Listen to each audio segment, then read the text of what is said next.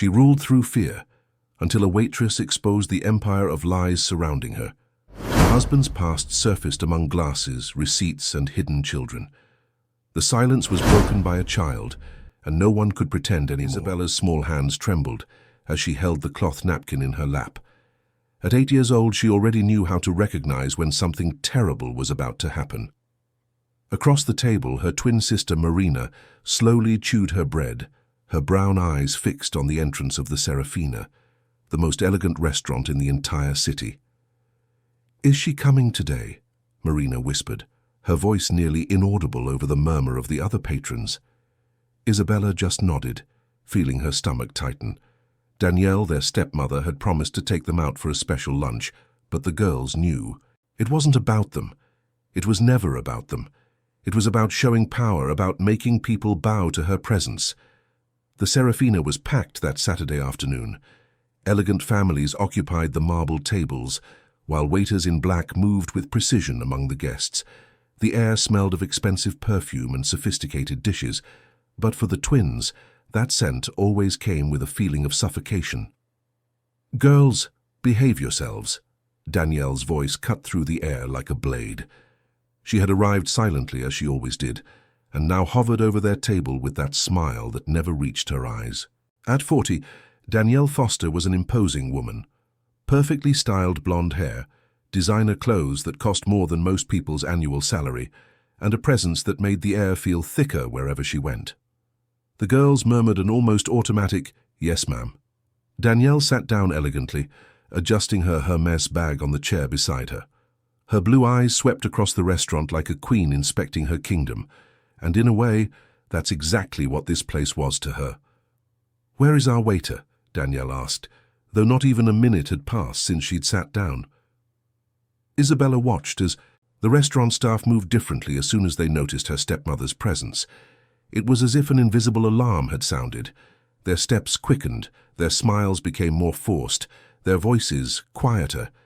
Everyone here knew Danielle Foster. Everyone here feared her. A young waiter, no older than 20, approached the table, trying to hide his nervousness behind a professional smile. "Good afternoon, Mrs. Foster. It's a pleasure to have you with us today." Danielle didn't even look at him as she glanced at the menu. "I want this table wiped down again. There are fingerprints on it." The young man swallowed hard and looked at the marble table, which was shining. It was so clean. "Of course, ma'am, right away." As the waiter hurried to get a cloth, Isabella exchanged a worried look with Marina. They had seen this scene many times before. The humiliation always started subtly, with impossible requests and unnecessary demands.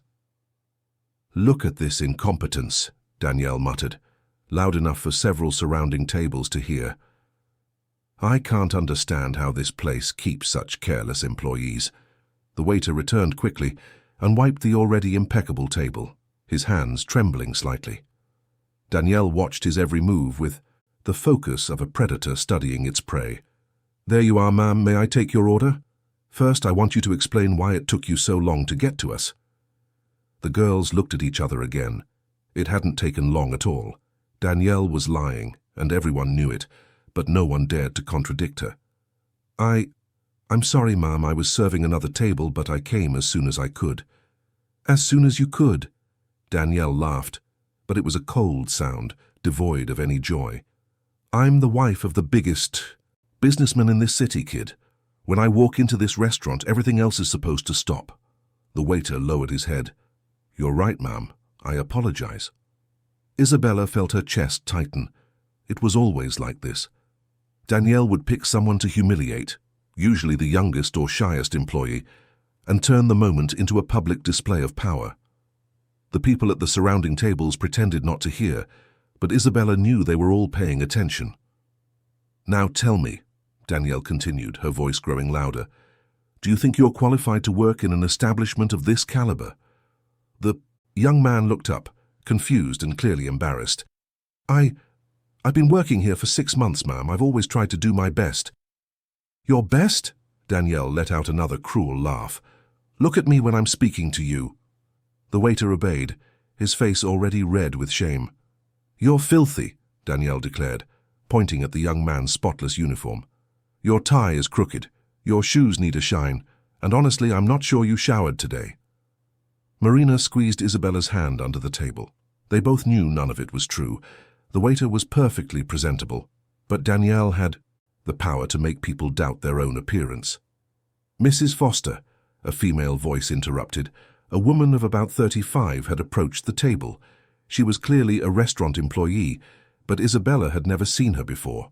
She had brown hair tied in a simple bun and a uniform that, while identical to the others, somehow looked different on her, more dignified. "And who are you?" Danielle asked, annoyed by the interruption. "My name is Carla Sanchez. I'm the new waitress. I'm here to take over for Kevin so he can attend to other tables that are waiting." Danielle looked the woman up and down, searching for a flaw she could exploit. "New, are you? Well, I hope you're more competent than this one." Carla smiled, but there was something different about her smile. It didn't hold the fear Isabella was used to seeing on employees' faces when they interacted with her stepmother. "May I take your order?" Carla asked, completely ignoring Danielle's comment. Danielle's reaction was immediate. Her eyes narrowed, and she leaned forward slightly, like a cat preparing to pounce. "Do you have any idea who you're talking to?" "I do, Mrs. Foster," Carla replied, still holding the smile. "And I'm sure you'd like to place your order so we can serve you as quickly as possible." The silence at the table was deafening. Isabella held her breath, knowing her stepmother was about to explode. No one spoke to Danielle Foster that way. No one treated her like a regular customer. "Listen here, you—" Danielle started, but Carla gently cut her off. "Have the young ladies decided what they'd like to drink?" Carla asked, addressing the twins directly. It was the first time in a long time that an adult had spoken directly to them in Danielle's presence. Isabella was so surprised she could barely answer. "Orange juice," she managed to whisper. "Me too," Marina said, her voice trembling with nerves. "Perfect," Carla said, jotting down the orders. "And for you, Ma'am." Danielle was visibly thrown off balance. Her usual strategy of intimidation wasn't working, and that made her even more dangerous. "I want to speak to your manager," she said, her voice low and threatening. "Of course. I'll get him as soon as I've taken everyone's order. What would you like to eat?" The tension at the table was palpable. Isabella could feel other people in the restaurant watching discreetly, waiting to see how this would play out. Danielle finally placed her order, each word spoken as if it were a threat. Carla wrote everything down with professional calm, thanked them, and walked away. "That woman has no idea who she's messing with," Danielle muttered, her eyes following Carla as she headed toward the kitchen. But Isabella had a different feeling. There was something in the way Carla had handled her stepmother, something that suggested that maybe for the first time, someone wasn't just going to bow down to Danielle Foster's power, and that strangely left her, feeling both hopeful and terrified. Carla returned to the table 15 minutes later, balancing a tray with the girls' juices and the espresso Danielle had ordered. Her hands weren't shaking, her posture was still erect, and that irritated Danielle more than any words could. "Took you long enough," Danielle declared before Carla had even fully reached the table. "The juice was fresh squeezed, just how you always prefer it," Carla replied, placing the glasses gently in front of the twins. "And the coffee is from the special harvest that arrived yesterday." Isabella frowned. How did Carla know her stepmother preferred fresh squeezed juice? It was very specific information for someone who was supposedly new to the restaurant. "Where's the manager I asked for?" Danielle insisted, completely ignoring Carla's explanation. "Mr. Joseph is busy with a situation in the kitchen, but he'll be over as soon as he can." Carla maintained her professional tone, but there was something in her eyes that Isabella couldn't decipher. "Can I help you with anything while we wait?" Danielle took a sip of her coffee and made an exaggerated face. "It's too bitter." Carla tilted her head slightly. "That's odd. It's exactly how Kevin always makes it. For you, half a sugar, a dash of cinnamon." The silence that followed was different from all the others. Danielle had stopped drinking mid-sip, her eyes fixed on Carla with an intensity that made the air feel heavy. Marina squeezed Isabella's hand again, but this time it was Isabella who offered comfort, running her thumb over her sister's fingers. "How do you know that?" Danielle's voice had changed. It was no longer the superior arrogance from before. There was caution now, maybe even fear. I've worked with food and drink for many years, ma'am. I learned the preferences of regular customers quickly. Carla smiled, but the smile was no longer just professional. There was something personal in it now. You haven't worked here long. No, not here, but I've worked in other places. Carla paused deliberately. Places where I learned a lot about the important people in this city. Isabella felt a shiver run down her spine. Something was happening here, a conversation within the conversation that she didn't fully understand but knew was important. Danielle placed the cup back on the saucer with more force than necessary. What other places? Oh, several. I was an executive assistant for many years. I managed schedules, set up meetings, took care of personal matters. The emphasis on the last two words was subtle but unmistakable. Danielle's face had visibly paled. Assistant to whom? To important men. Men with family responsibilities. Carla glanced briefly at the twins, her eyes softening for a moment. Men with beautiful daughters. Marina was clearly confused, but Isabella was beginning to understand that this conversation wasn't about restaurant work. It was about something much more personal and much more dangerous. Are you implying something? Danielle's voice had become a threatening whisper. I'm just talking about professional experiences, Mrs. Foster. Nothing more. But it wasn't true, and every woman at the table knew it. Danielle stood up abruptly, her chair scraping against the marble floor with a sound that made several people look their way. Come on, girls. We're leaving. But we haven't even had lunch yet, Marina protested, her voice small and confused. I said, let's go. Danielle's shout echoed through the restaurant, causing an awkward silence among the other patrons. Isabella and Marina stood up quickly, used to obeying without question when Danielle used that tone. But as they started to move away from the table, Carla spoke again. Mrs. Foster. Her voice was calm but carried an air of authority. You forgot your bag. Danielle stopped and turned. Her Hermes bag was indeed next to the chair where she had been sitting. But as she went to grab it, Carla stepped closer and whispered something so quietly that only Danielle could hear. The effect was instant and dramatic. Danielle froze, as if she'd been hit by an electric shock. Her face went from pale to a sickly, ashen color. What did you say? Danielle whispered back, her voice barely audible. I said I hope you have a wonderful rest of your afternoon, Carla replied in a normal voice, smiling at the people who were watching. But Isabella knew that wasn't what she had whispered. Something far more important had passed between the two women, something that had left her stepmother clearly panicked. Danielle grabbed the bag with trembling hands and practically ran out of the restaurant, pulling the twins behind her. On the sidewalk, she stopped and leaned against the wall, breathing heavily as if she'd just run a marathon. Aunt Danielle, are you okay? Isabella asked, using the address she'd been taught to use in public. Danielle didn't answer. Her eyes were fixed on the restaurant entrance, as if expecting Carla to appear at any moment. Who was that lady? Marina asked, her childish innocence making the question even more piercing. Nobody, Danielle answered quickly. Nobody important. But Isabella knew that was a lie. Carla was very important, important enough to turn the most powerful woman they knew into a scared, vulnerable person. On the way home, Danielle drove in silence, her hands gripping the steering wheel so tightly her knuckles were white.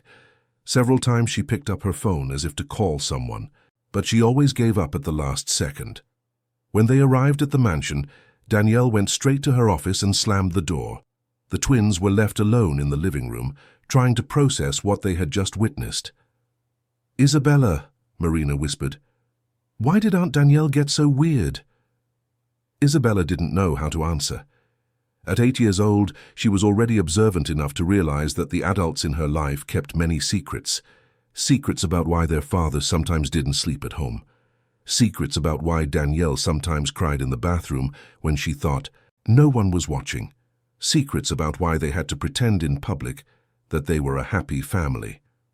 And now there was another secret. A secret involving a woman named Carla, who knew things that left Danielle terrified. I don't know, Isabella finally answered, but I think that lady knows something about Dad. The words left her mouth before she could think them through, but the moment she said them, she knew she was right. The way Carla had spoken about important men with family responsibilities, the way she had mentioned beautiful daughters, the way Danielle had reacted, it all had to do with Richard Foster, their father and Danielle's husband. "What do you think she knows?" Marina asked, her voice even quieter. Isabella shook her head. "I don't know, but it must be something bad." From the office, they could hear Danielle talking on the phone, her voice agitated and desperate. They couldn't make out the words, but the tone was clear. She was asking for help. "Do you think we should tell Dad?" Marina asked. "Tell him what? That a waitress made Danielle nervous. He wouldn't believe us." Isabella sighed. "And even if he did, do you think he'd do anything?" Both girls knew the answer to that question. Richard Foster loved his daughters, but he was always too busy, traveling too much, working too much to ever really be present in their lives. And when he was present, he seemed more concerned with avoiding conflict with Danielle than with protecting the girls. That night at dinner, Danielle barely touched her food. She checked her phone constantly and jumped at every noise. When Richard called to say he'd be late from a meeting, Isabella saw something she had never seen before in her stepmother's eyes. Genuine relief that he wasn't coming home. "Girls," Danielle said abruptly, breaking the dinner silence, "tomorrow we're going to visit my sister upstate." "But it's Monday," Isabella protested. "We have school." "You're not going to school tomorrow, or Tuesday." Danielle's voice left no room for argument. "Pack your bags after dinner." Isabella and Marina looked at each other.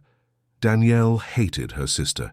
She always complained that she was common and had no class. Why would she suddenly want to visit her? But when Isabella looked more closely at Danielle's face, she saw the truth.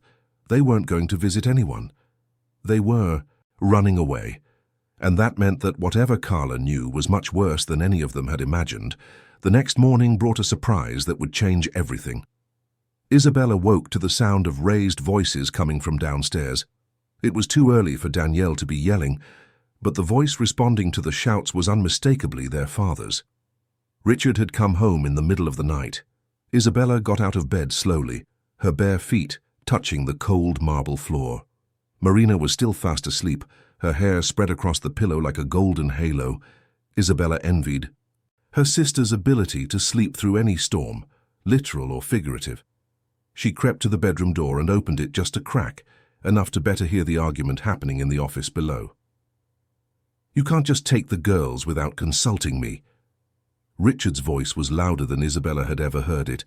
"They're my stepdaughters too. I have a right to—" Danielle's response was cut off sharply. "A right? You have a right after what you did at the restaurant yesterday?" Isabella felt her blood run cold. How did he know about the restaurant? They hadn't told him anything, and Danielle certainly wouldn't have told him about being humiliated by a waitress. "I didn't do anything wrong. An employee was rude to me and—" "An employee?" Richard's voice was heavy with an emotion Isabella couldn't identify. "Carla Sanchez isn't just an employee, Danielle." The name echoed through the house like a gunshot. Carla Sanchez. So Richard knew the waitress, knew her, and from the sound of his voice, there was something much more complex between them than a simple professional relationship. "How do you know her name?" Danielle's question came out like a venomous whisper. "Because she called. Me." The silence that followed was deafening. Isabella held her breath, her heart beating so loudly she was sure it could be heard downstairs. "She called you." Danielle repeated the words as if trying to understand a foreign language. "A waitress called my husband." "Danielle, I can explain." "Explain what? How a stranger has your personal number, how she knew intimate details about our preferences, how she—" Danielle's voice broke, and Isabella realized with a shock that her stepmother was crying. Not the manipulative kind of crying she sometimes used to get what she wanted, but a genuine cry of pain and betrayal. Isabella backed away from the door, her small and already fragile world crumbling a little more. If Carla knew Richard personally, if she had his phone number, then the implications were far more serious than she had imagined. Marina stirred in her bed, mumbling something incomprehensible. Isabella quickly returned to her own bed, pretending to be asleep in case someone came to check on the girls, but her mind was racing, connecting pieces of a puzzle she didn't want to solve. The voices downstairs continued for a few more minutes, then became a murmur too low to understand. Isabella heard footsteps on the stairs and quickly shut her eyes. The bedroom door opened silently. From the heavy footsteps, it was Richard. He stood in the doorway for a long moment, and Isabella struggled to keep her breathing even, feigning deep sleep. "Girls," he whispered finally, "I know you're awake." Isabella opened her eyes slowly, as if just waking up. Marina actually did wake up at her father's voice, sitting up in bed with messy hair and confused eyes. "Dad?" Marina rubbed her eyes. "You're back early." Richard came into the room and sat on the edge of Marina's bed. His face was tired, with dark circles under his eyes and an expression Isabella had never seen before. He looked older, more fragile. "We need to talk," he said, his voice gentle but serious. "About the woman you met at the restaurant yesterday." Isabella sat up in bed too, pulling her knees to her chest. "Carla?" Richard nodded. "Carla Sanchez. She worked for me for many years. She was my executive assistant." "Was?" Marina asked, always direct in her innocence. "Was." Richard sighed heavily. "She handled my schedule, organized meetings, dealt with important matters. She knows a lot of details about my professional life." Isabella knew there was more to the story, much more. Why was she working at the restaurant? "That's a complicated question, Isabella." Richard ran a hand through his hair, a gesture he made when he was very stressed. "Sometimes when people work very closely, there are misunderstandings." "What kind of misunderstandings?" Marina tilted her head, genuinely curious. Richard was silent for a long moment, clearly struggling with how much of the truth he could or should share with two 8-year-old girls. "Dad," Isabella said quietly, "Danielle is crying downstairs." Richard's shoulders slumped slightly. "I know, Princess. It's a very complicated situation for adults. Carla said you have other daughters." The words slipped out of Isabella's mouth before she could stop them. She wasn't sure where the information came from, maybe from between the lines of the conversation at the restaurant, maybe from an intuition she had preferred to ignore until that moment. Richard's face went completely pale. "She said that?" Isabella shook her head slowly. "Not exactly, but that's what I understood." Marina looked from Isabella to Richard, confusion clear in her big eyes. "Dad, do we have sisters?" The question hung in the air like a bomb about to go off. Richard opened and closed his mouth several times, clearly unprepared for this conversation. "Girls," he said finally, "there are things in adults' lives that are very complex. Things that happened before you were born. Things that—" "Dad," Isabella interrupted him, her voice more mature than her 8 years allowed. "Do you have other daughters? Yes or no?" Richard looked at the two girls, his daughters, who were watching him with a mixture of love and expectation. He knew that whatever his answer, it would change their lives forever. "Yes," he whispered. "I do." Marina let out a small gasp of surprise, but Isabella just nodded, as if she already knew the answer. "Do they live far away?" Marina asked, always practical. "Not too far." Richard sighed again. "And Carla took care of them too. She handled all the details, so you could visit us without them knowing about us," Isabella completed, her precocious intelligence connecting the dots faster than Richard expected. "It's not that simple, Isabella." "It seems pretty simple to me." Isabella's voice was starting to tremble. "You have two families, and we're the secret family." "You are not secret. Then why don't they know about us?" Tears began to stream down Isabella's face. Why did Carla seem surprised when she found out we existed? Richard realized he had walked into a trap of his own lies and omissions.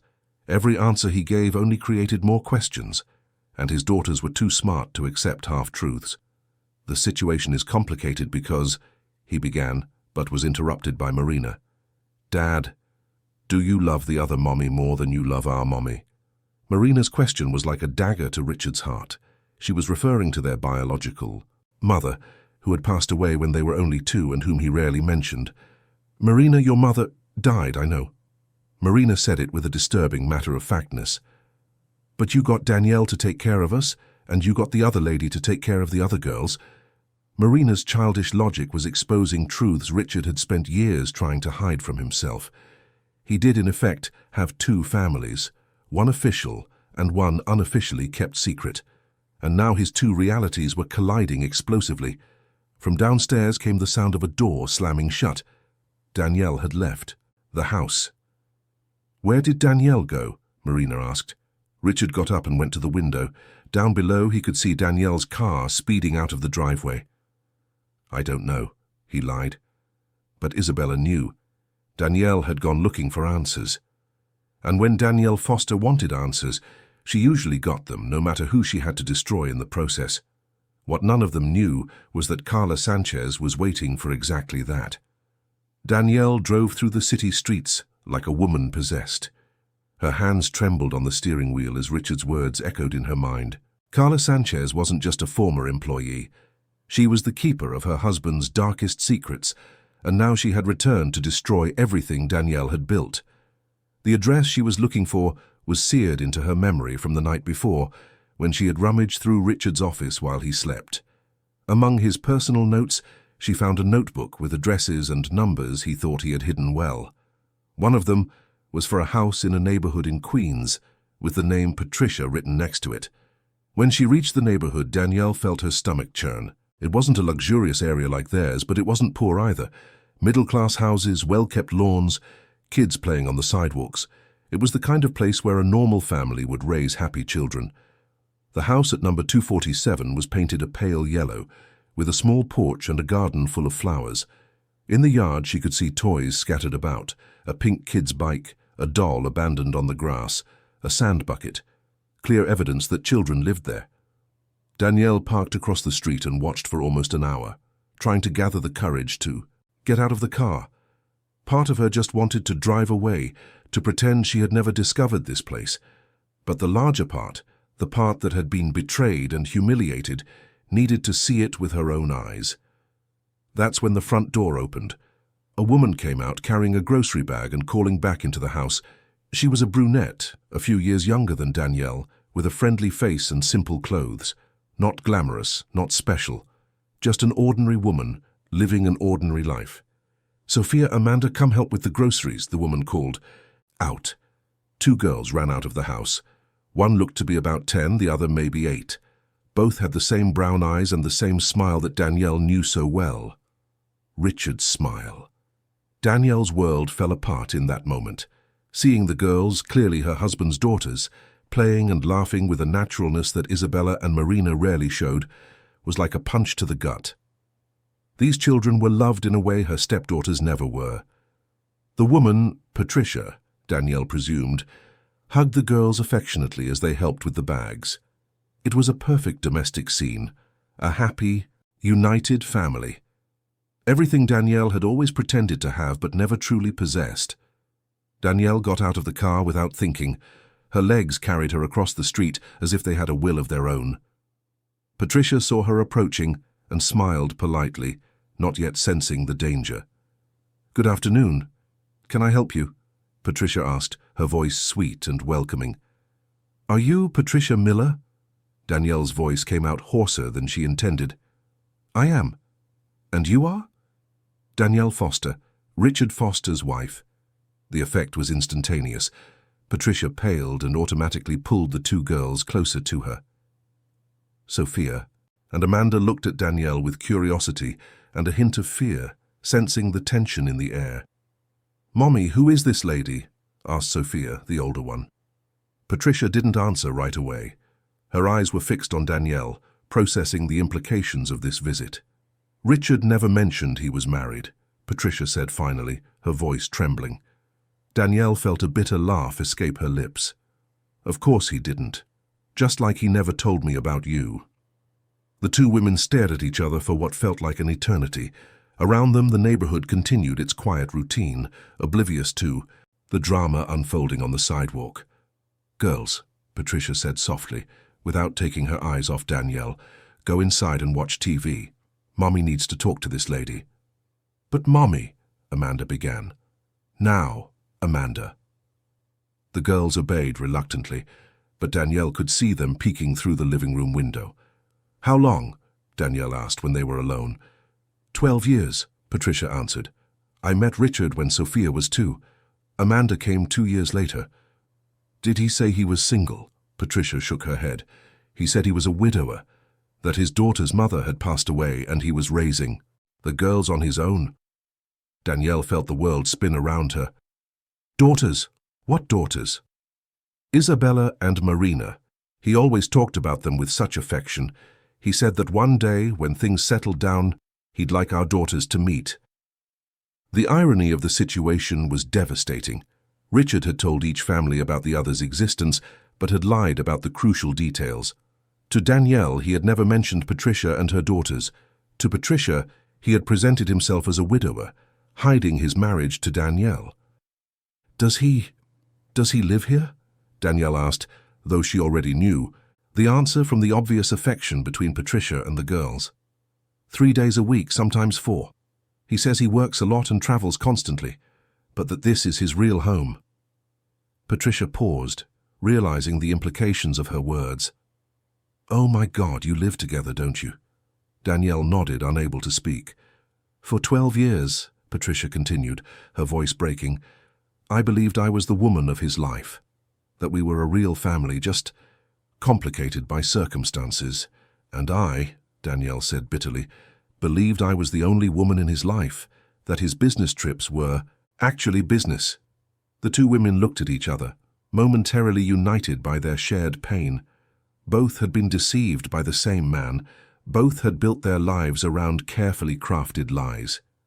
"Your daughters," Patricia said hesitantly, "do they know about us?" "They found out yesterday by accident." Danielle sighed heavily. "A woman named Carla Sanchez showed up and—" "Carla!" Patricia exclaimed. "She didn't disappear 2 years ago. Richard said she had moved to another state. She's back, and it seems she knows everything." Patricia sat on the porch step as if her legs could no longer support her. Carla was always strange with me, overly polite, like she was keeping secrets. Now I understand why. "What else do you know about her?" "Not much. Richard always said it was just business, that she handled bureaucratic details for the company. But—" Patricia hesitated. "But what?" "A few times I saw her leaving here, always late at night, always with a briefcase full of papers.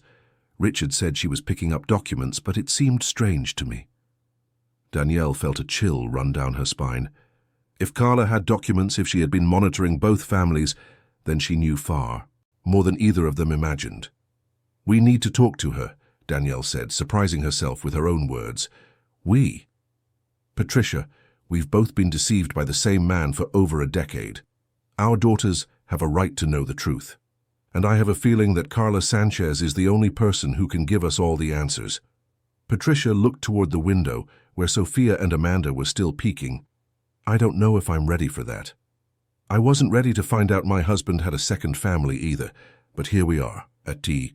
That moment, a familiar car turned the corner. It was Richard driving at high speed. He slammed on the brakes when he saw Danielle's car parked on the street. The two women stood up, instinctively positioning themselves side by side. When Richard got out of the car, his face was a mask of panic and desperation. "Danielle, what are you doing here?" "Meeting your other wife," Danielle replied, her voice ice-cold.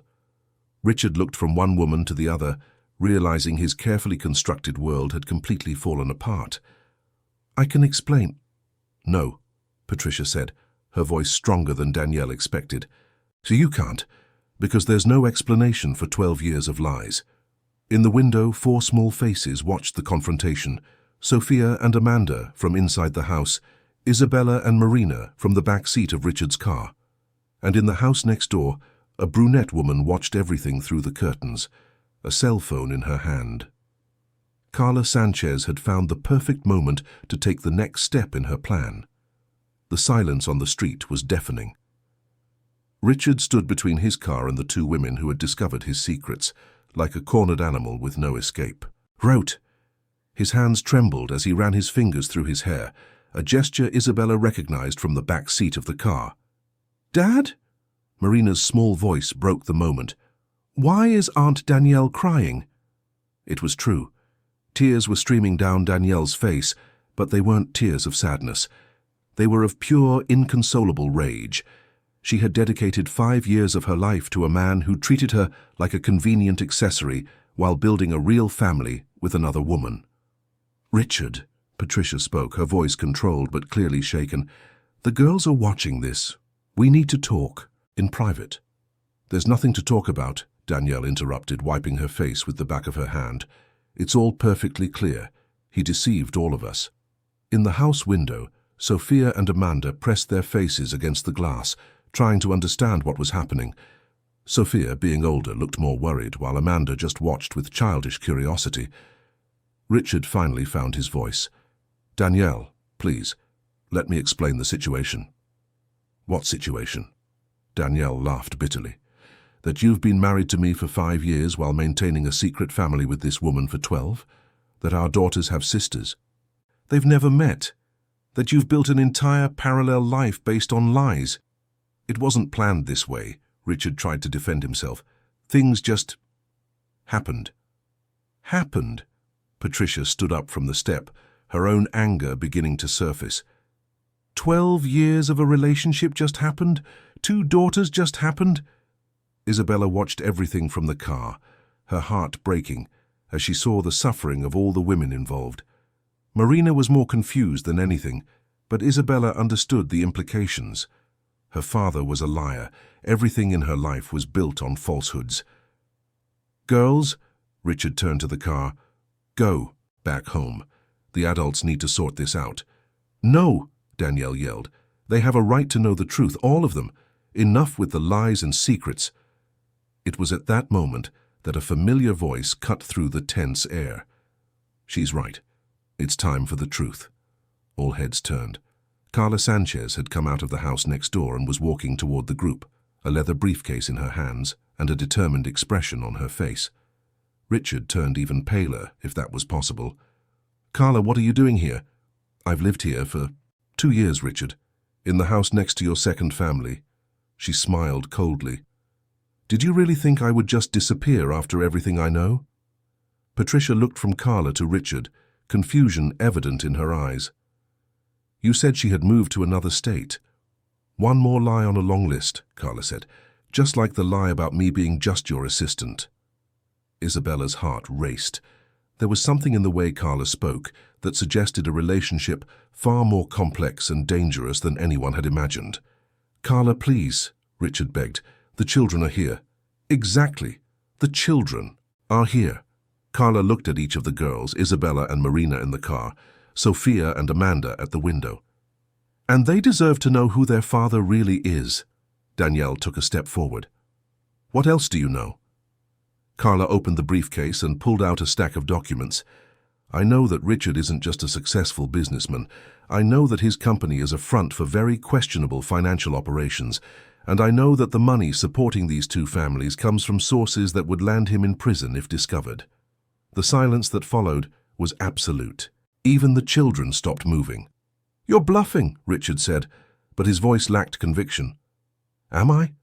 Carla smiled. "Then explain these bank statements showing transfers from shell accounts, or these invoices from companies that don't exist, or—" She paused dramatically. "These receipts for payments to people who forged documents for you." Patricia sat down again on the step, as if her legs had given up on her. "Richard, what is she talking about?" "I'm talking about the fact that the man you know as Richard Foster is not who he says he is," Carla continued, her voice gaining strength. "His real name is Robert Smith. He fled from Texas 15 years ago after getting involved in money laundering." The words fell like bombs. Danielle staggered as if she had been physically struck. Patricia covered her mouth with her hands, her eyes wide with shock. "That's a lie," Richard finally exploded. "You're making this up to get revenge." "Revenge for what, Richard? Or should I say Robert?" Carla laughed. "For you firing me when I discovered your illegal activities? For you trying to bribe me into silence? Or for you threatening my family when I refused?" Isabella felt nausea rising in her throat. Her father wasn't just a liar and a cheater. He was a criminal. "I don't believe you," Danielle said, but her voice was weak. Carla held out some documents. "Here are birth certificates, the real one, with the name Robert Smith, and the fake one, with the name Richard Foster. Here are photos of him 15 years ago when he still lived in Texas. And here," she smiled maliciously, "is the arrest warrant that's still active." Patricia took the papers with trembling hands. Her daughters had come out of the house and were standing in the doorway clearly, frightened by what they were witnessing. "Mommy," Sophia called, "what's happening?"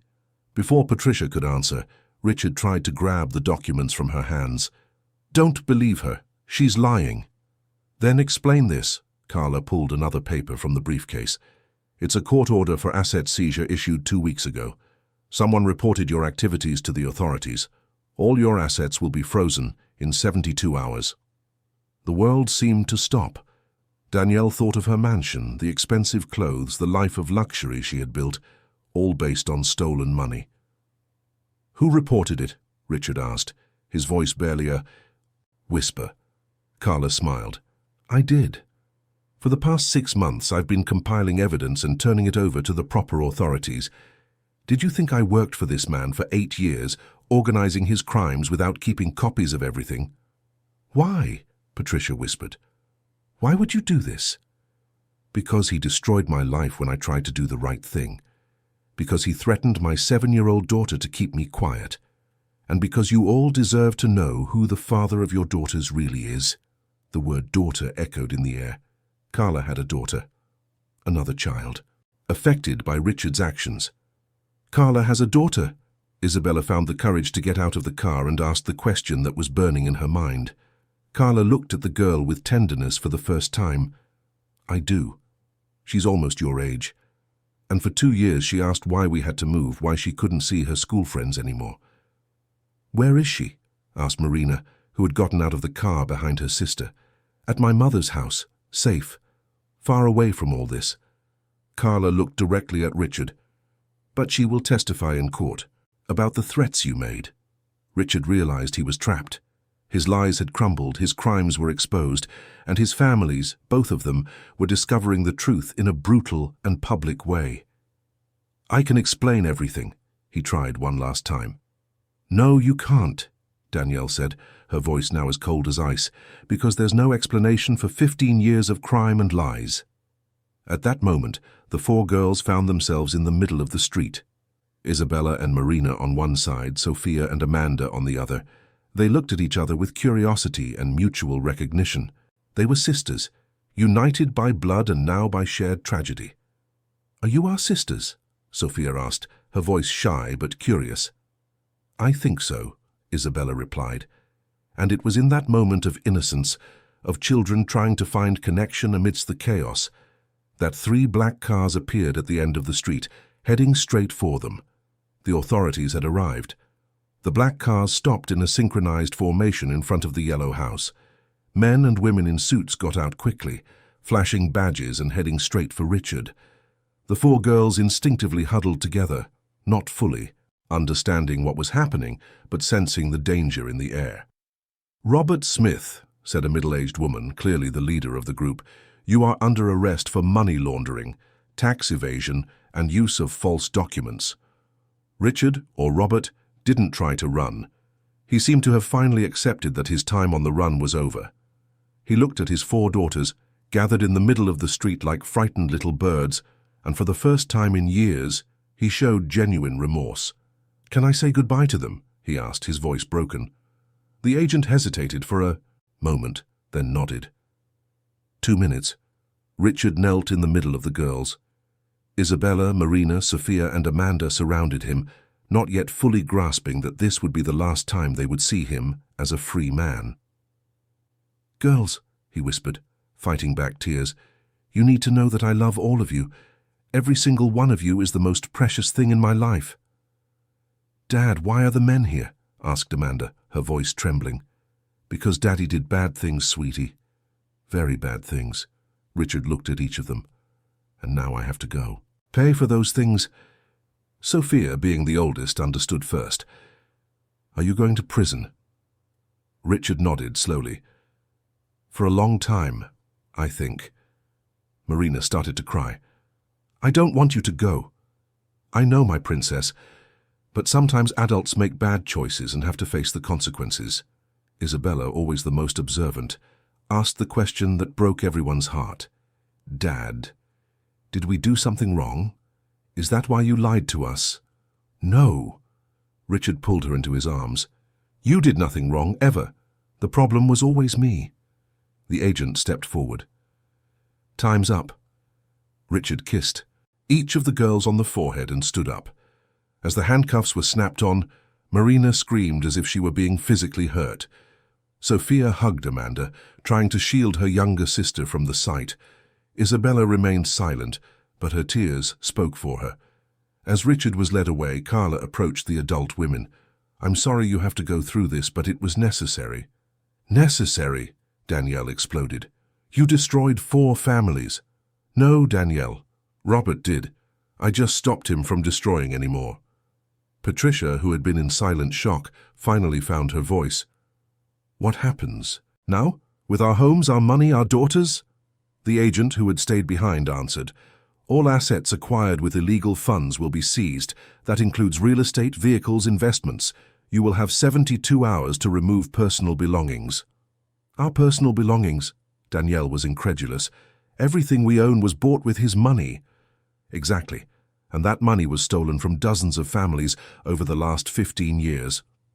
The weight of reality began to crash down on the 2 women. Not only had they lost the man they loved, but they were also about to lose everything they owned. And the girls? Patricia asked, her voice barely a whisper. How am I going to explain to them that we've lost our home? Carla stepped closer. I'd like to help, if you'll let me. Danielle laughed bitterly. Help? You just destroyed our lives. I exposed the truth, and the truth is that you and your daughters are victims just like my daughter and I were. Your daughter? Patricia remembered. You said she's the same age as our girls. She is, and she went through something very similar to what your daughters are going through now. Carla looked at the 4 girls, who were sitting on the curb comforting each other. The difference is she went through it alone. Your daughters have each other. Isabella stood up from the curb and walked toward the adults.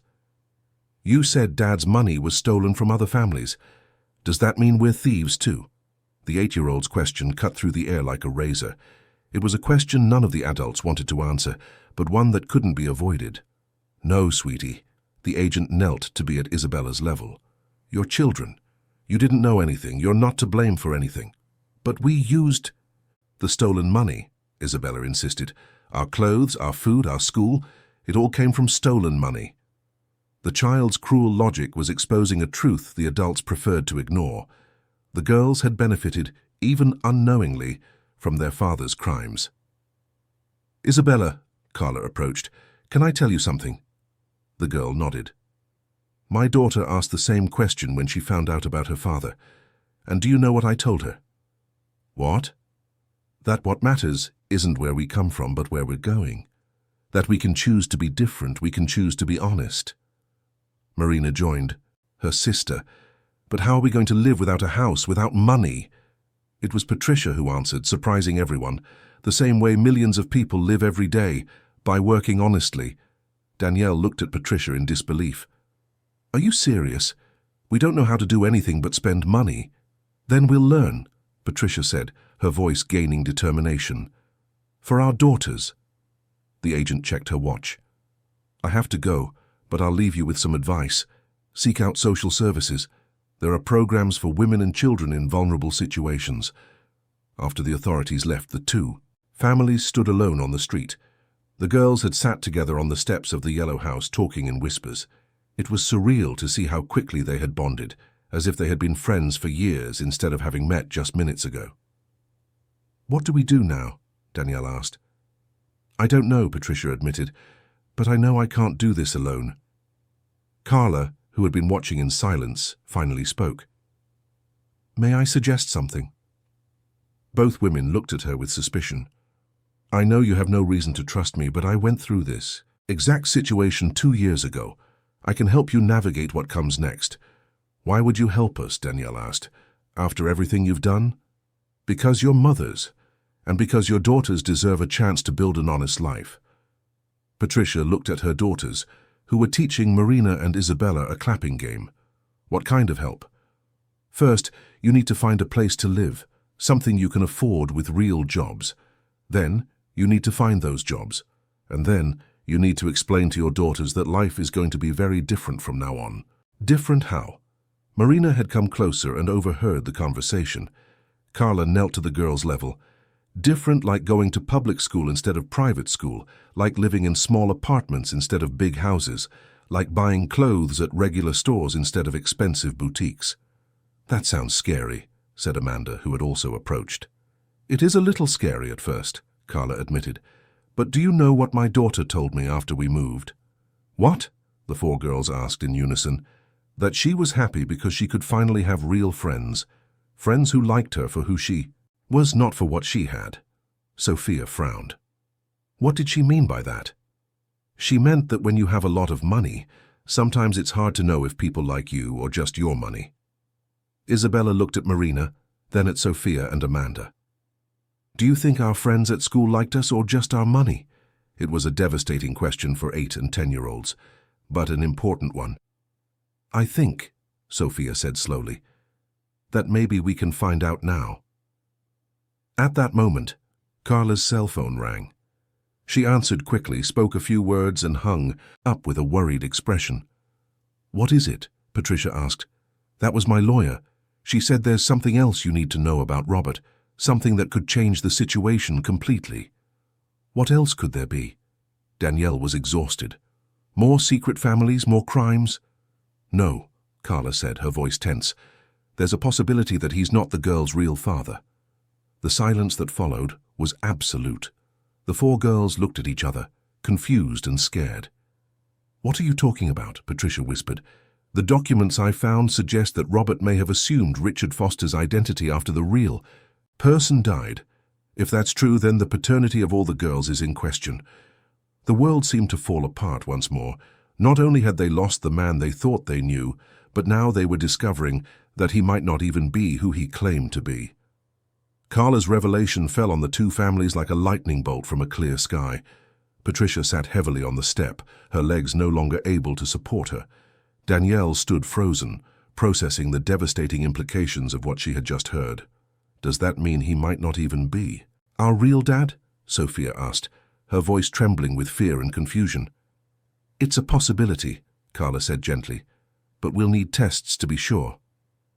Isabella, ever pragmatic despite her 8 years, asked the question they were all thinking. If he's not our dad, then who are we? The question echoed in the quiet street. 4 girls who had grown up loving a man who might not even truly exist. 2 women who had dedicated years of their lives to a lie that was even bigger than they had imagined. You are you, Patricia said finally, holding out her arms to hug Sophia and Amanda.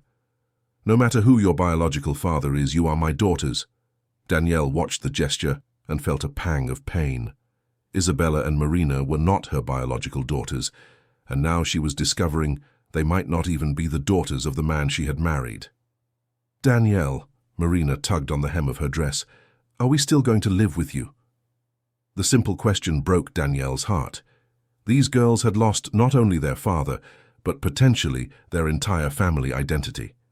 Of course you are, Danielle answered, surprising herself. For the first time in 5 years, she was making a decision based on genuine love for the girls, not on convenience or appearances. Carla pulled some papers from her briefcase. There's one more thing. The DNA tests that were done during the investigation showed something interesting. What now? Danielle was emotionally drained. The 4 girls are biological sisters. The silence was absolute. Patricia and Danielle looked at each other, trying to process the information. How is that possible? Patricia asked. Isabella and Marina were born to his first wife, Sophia, and Amanda to me. That's where it gets interesting, Carla continued. According to the medical records I found, Richard's or Robert's first wife died in childbirth, but there are records that she gave birth to 4 babies, not 2. Danielle felt the world spin. Are you saying... I'm saying that Sophia and Amanda might be Isabella and Marina's twin sisters. quadruplets who were separated at birth. The four girls looked at each other with a mixture of shock and recognition. Now that they knew to look, they could see similarities that had gone unnoticed. The same shape of their eyes, the same curve of their smiles, similar gestures. "But why were we separated?" Amanda asked, her voice small and confused. Carla sighed heavily. "Because Robert thought it would be easier to raise two separate families than to explain the existence of quadruplets to his respective partners. He split us up like we were toys," Sophia whispered, tears starting to stream down her face. Patricia hugged all four girls, her own pain turning into protective anger. "He had no right to do that. You should have grown up together." "Mommy," Sophia looked at Patricia, then at Danielle. "Does this mean we have two moms now?" The question created a moment of tension between the two women. For years they had been unwitting rivals competing for the love of the same man. Now they discovered they were connected in a much deeper and more permanent way. "You have a biological mother you never knew," Patricia said softly, "and two women who love you and want to take care of you." Danielle felt tears burning her eyes. For the first time in her life, she was being included in a real family, not for convenience or status, but for genuine love. "Carla," Isabella turned to the woman who had changed their lives forever, "where is your daughter now?" "At my mother's house, 2 hours from here. Why do you ask?" "Because," Isabella looked at her three sisters, "maybe she'd like to meet us. Maybe she understands what we're going through." Carla smiled for the first time since everything had begun. "I think she would like that very much. In fact, she always wanted to have sisters." At that moment, a large truck pulled up in front of the yellow house. It was the moving crew Patricia had called before she found out she would lose everything. "Mrs. Miller," the crew chief called out, "we're here for the furniture." Patricia looked at the man, then at her daughters. "Actually, there's been a change of plans. We're not moving." "We're not?" Danielle looked at her, confused. "No, because we have nowhere to go." Patricia stood up, her voice gaining determination. "So we're going to stay here until we're evicted, and then we'll find a small place where we can all live together." "All together?" Marina asked. "All together," Patricia confirmed. "You four were separated once. That's never going to happen again." Danielle felt a strange and powerful emotion swelling in her chest. For the first time in her life, someone was fighting for her, including her in a real family. "I can help," she said quietly. "I have some jewelry that was mine before I got married. Jewelry I inherited from my grandmother. We can sell it to get money for an apartment." The girls ran to hug Danielle, and she realized she had never felt so loved and needed. "And I," Carla said, "know a place. A 3-bedroom apartment that's for rent. It's not luxurious, but it's honest. And the landlord is a friend of mine who won't ask too many questions about credit history." For the first time in hours, there was hope in the air. It wouldn't be easy, and it would certainly be very different from the life they knew, but it would be real. It would be theirs. "Carla," Danielle turned to the woman who had destroyed her old life to give her a new one. "Thank you. For the truth? Always." While the adults discussed practical details, the four girls sat together in the garden of the yellow house. Sophia picked up the doll she had left on the grass that morning and offered it to Amanda. "Want to play?" "We can all play together," Amanda said, looking at Isabella and Marina. "We don't know how to play with dolls," Isabella admitted. "We were always taught they were for little kids." Sophia laughed. "You are little kids." And for the first time in their lives, Isabella and Marina realized they had permission to be just that, children. As they played, Patricia and Danielle stepped aside to talk privately. "Are you sure about this?" Danielle asked. "About us living together?" "I am." "Because look at them." Patricia pointed to the girls who were laughing together for the first time. "They're a family, and families don't get separated. But we barely know each other, and until a few hours ago I hated you for existing." Patricia smiled sadly. "And I hated you for having the man I thought I loved. But now I realize that neither of us really had him. We had pieces of a lie. And now? Now we have a chance to build something real, something of our own." At that moment, Carla's cell phone rang again. She answered quickly, but her expression changed drastically during the call. "What is it?" Patricia asked when Carla hung up. That was the lead. "Agent Robert, he wants to make a full confession, and he specifically asked to speak to the girls first." "No way," Danielle said immediately. "No, wait." Carla held up a hand. "There's something he wants to reveal about the girl's biological mother, something that could change everything again." "What else could there possibly be?" Patricia asked, exasperated. "She might be alive." The words fell like a bomb. The mother they believed they had lost in childbirth might be alive, and if she was, everything they thought they knew about their lives was about to change once more. "Where would she be?" Danielle whispered. "That's what he wants to tell us, but only if the girls agree to see him one last time." Patricia looked at the 4 girls, who had stopped playing and were listening to the conversation with wide eyes. "Girls," she called softly, "do you want to see your father one more time?" The 4 looked at each other, then Isabella answered for all of them. "Do we want to know about our real mum?" "Yes." "Then yes. We'll see him." What none of them expected was that this conversation would reveal the biggest secret of all, the true identity of the woman who had given birth to the 4 girls and changed all of their lives forever. The visitation room at the police station was cold and impersonal. Richard, or Robert, sat behind a metal table, handcuffed and wearing an orange jumpsuit. His face was different, thinner, with deep-set dark circles that made him look like a completely different person from the confident businessman he had been just 2 days ago. Carla, Patricia, Danielle and the 4 girls entered together. The girls stood in a line in front of the table, their small hands intertwined in a show of unity that broke Robert's heart. "My girls," he whispered, tears immediately welling in his eyes. "You promised to tell us about our mother," Isabella said, her voice firm despite her 8 years. "We want to know the truth." Robert looked at Carla, who stood slightly behind the others. "Carla, are you sure you want them to know?" "Know what?" Sophia asked, frowning. Robert took a deep breath. "The truth is, you're not my biological daughters." The silence in the room was deafening. "What do you mean?" Marina asked, her voice small and confused. 15 years ago, when I fled Texas, I assumed the identity of Richard Foster, a man who had died. But when I got here, I discovered there was a complication." "What complication?" Danielle asked. Robert looked at Carla again. "Richard Foster had a pregnant wife who didn't know her husband had died in an accident." Carla stepped forward, her hands trembling. "I was that wife." The shock was instantaneous. Patricia covered her mouth with her hands. Danielle staggered as if she'd been physically struck, and the girls looked from Carla to Robert, trying to process the information.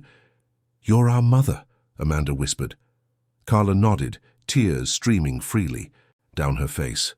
"I am. I'm the mother of all 4 of you." "But why?" Sophia started to ask, but couldn't finish the sentence. "Because when Robert showed up pretending to be my husband, I was 8 months pregnant. I was alone, scared, and I believed my Richard had come back to me." Carla moved closer to the girls. "When you were born, it was an impossible situation. 4 babies, very little money, and a man I didn't know was an imposter."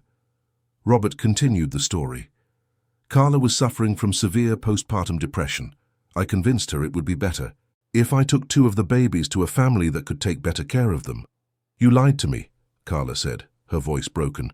"You told me Isabella and Marina had been adopted by a wealthy family in another state, that they would have a better life." "And then?" Patricia asked, though she already knew part of the answer. "Then I met Patricia," Robert continued, "and told her that Sophia and Amanda were my daughters from a previous relationship. Carla believed I was working to support our family while she recovered." Isabella broke away from her sisters and walked up to Carla. "Are you really our mom?" Carla knelt to be at the girl's level. "I am. And for 8 years, every single day I wondered where you were, if you were okay, if you were happy." "Why didn't you look for us sooner?" Marina asked, joining her sister. "Because I believed his lies. I believed you had a better family, that it would be selfish of me to try and find you." Sophia and Amanda approached as well. "And the girl you said was our age?" Carla smiled through her tears. That was me trying to explain that I understood what you were going through. She doesn't exist. The four girls looked at each other, processing that the woman who had exposed all their family's secrets was, in fact, the most important person they had lost, their real mother. "But why did you have Robert arrested?" Amanda asked, "if you still loved him?" "Because I found out the truth 2 years ago, when I saw you by chance at the mall with Danielle."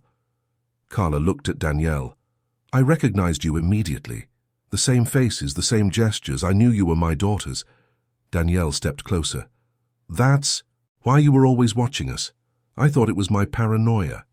"It was me. I followed you, trying to understand how Robert had built this entire lie. That's when I found out about the crimes, about Patricia, about everything." "And you decided to get revenge," Patricia said. "No," Carla shook her head.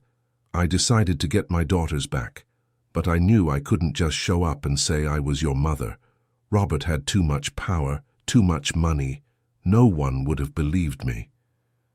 Robert spoke for the first time in several minutes. "So you spent 2 years compiling evidence against me. 2 years uncovering every lie you told, every crime you committed, every life you destroyed." Carla's voice was firm now. "Because I knew the only way to get my daughters back was to destroy the castle of lies you built around them." Isabella looked from Carla to Patricia and Danielle. "Does that mean you're not our moms?" Patricia knelt beside Carla.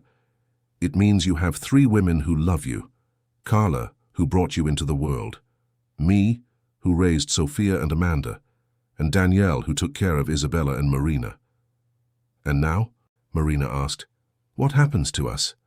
Carla took the hands of all 4 girls. "Now you decide. You can come live with me, or you can keep living with Patricia and Danielle, or we can find a way for all of us to live together." "Together?" Sophia looked at the other women. Danielle and Patricia looked at each other, then at Carla. It was an impossible situation, but also a unique opportunity. "You know what I think?" Danielle said finally. "I think these girls have lost enough fathers, lost enough security, lost enough trust." "What are you suggesting?" Carla asked. "I'm suggesting that maybe 4 girls need 3 mothers, each with something different to offer." Patricia smiled. "Carla, do you have a job?" "I do. I work as an accountant for a small firm. It's honest, but it doesn't pay much." "And you have an apartment?" "A small one. 2 bedrooms." "Well," Patricia said, "I know how to sew and cook.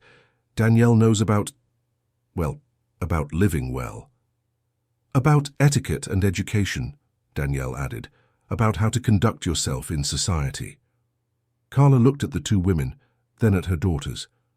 "Are you suggesting we share the responsibilities?" "I'm suggesting," Patricia said, "that we form a real family, not based on lies or convenience, but on the love for these 4 girls." The girls looked at each other, then hugged in a group. When they separated, Isabella spoke for all of them. "We want to stay together, all of us, forever." Robert watched the whole scene with a mixture of remorse and relief.